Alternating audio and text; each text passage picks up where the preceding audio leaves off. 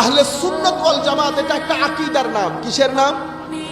এটা আমল এক জিনিস ইসলামী শরীয়তের মধ্যে, যেটার উপর দিন, আমাদের দিন, যেই তিনটা পিলারের উপর দিনকে রাখা হয়েছে, সেই তিনটা পিলারের নামের প্রথম পিলার হচ্ছে ঈমান। প্রথম পিলার কি?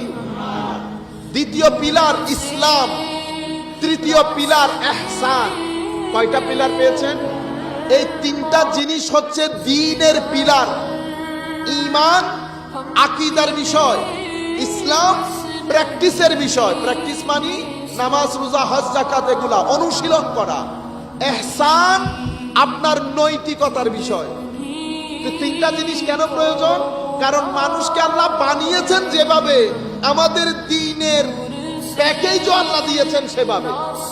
আপনি বুঝেছেন? মানুষকে আল্লাহ যেভাবে ডিজাইন করেছেন, মানুষের ভিতরে একটা কলব দিয়েছেন, নফস দিয়েছেন, রূহ দিয়েছেন, এটা ভিতরের ডিভাইস।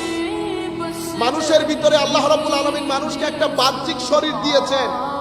আমল করলে বোঝা যায়, আমি কিসে বিশ্বাস করি সেটা দেখা যায়, সেটা দেখা যায়। আমল এবং নৈতিকতা, ঈমান এবং নৈতিকতা, সেটা ভিতরের বিষয়, আমল বাইরের বিষয়। দ্বীন আমাদেরকে বলা হয়েছে না, ইন্নাদ দীনা ইনদাল্লাহিল ইসলাম।